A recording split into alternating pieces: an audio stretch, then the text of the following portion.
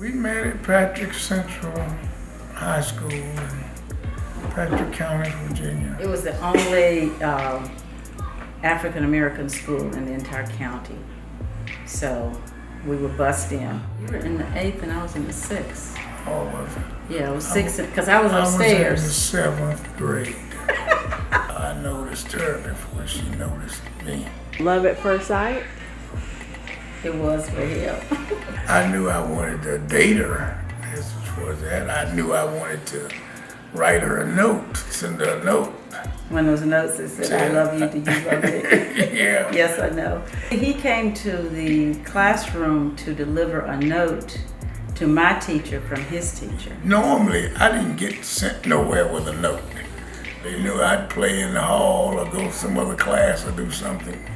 Do some of this crazy stuff, but that day she selected me to take the note, so that was clearly Providence. God sent that note. If I had to borrow a car, whatever, pay somebody to take me to see her, I would see her every weekend. So when I went into the military at that time, that was 1967, when I went into the military, that meant that, I couldn't see her. Those 18 months proved to be like 18 years. And it was through the letters that we wrote each other that I think our love really grew very deep. He would always start off talking about my dearest darling, and he would tell me, he's very romantic. He would tell me how much he loved me, how much he missed me. He couldn't wait to get back to the States. He wanted to marry me. When I came home from Okinawa, it was like, hey, it's a done deal. Why did we decide to get married? We believed that we were in love at that time and that we could not do without each other. There were plenty naysayers when we got married because we were so young. They didn't think that we knew what we were doing, didn't think it was going to last. In that day, they said it wasn't nothing but puppy love. But to the puppy, it was real. That never did faze me. My mindset was, okay, you live long enough, you'll see. Well, just look at us 50 years later, here we are. Along with the teenage love came many challenges that we were faced with. That's probably 20, 21.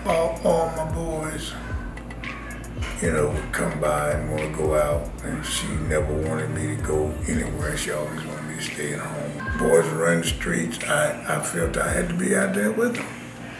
And those were some very difficult days. Came to the conclusion I was going to have to leave or make a commitment to marriage. So, my dad left when I was 4 years old, and I'll never forget the day that he left my mom. And a few years later, maybe 5, 6 years later, my mother married again. Well, the first father was kind of given to alcohol and, wouldn't have work. Second, my stepfather did the same kind of stuff. And one time he put his hands on my mother. And, I said, it was through those experiences when my mother was being abused that I said that I would never treat my wife like that. Young men that, coming along, you have to make a commitment to yourself to do the right things. I stuck with my wife and family no matter what. After Larry was called into the ministry, and he felt that a calling from God was a calling to prepare himself. We had just built a home, a brand new home. We had 3 kids, and God laid it upon his heart to go away to school. So we packed up and we moved to Lynchburg, Virginia with 3 kids and no jobs.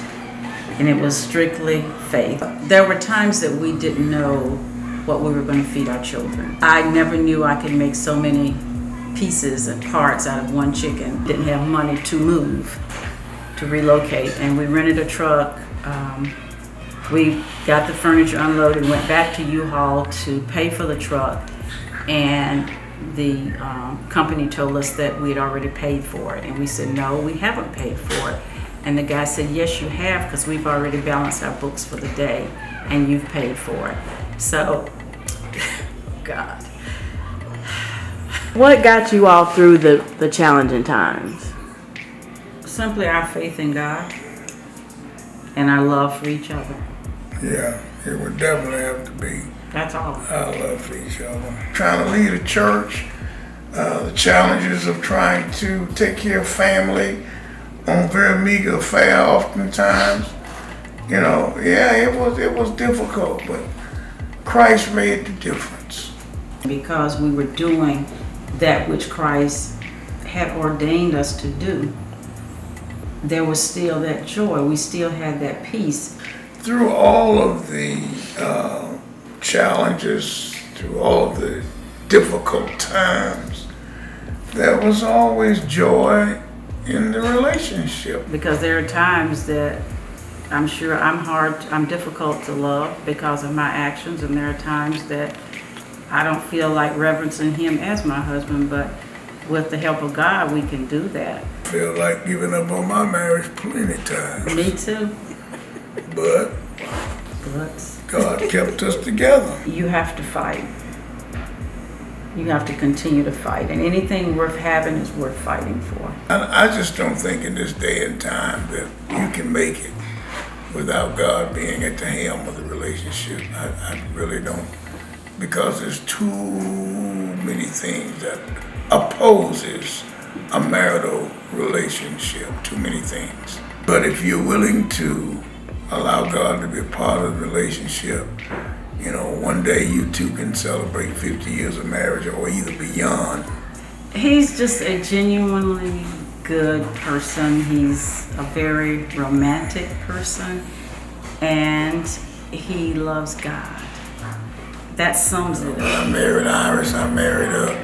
I didn't marry down, I married up. We got married for life. She will agree to that. It's been of God since day one. It was. So God had his hand in this from the very beginning.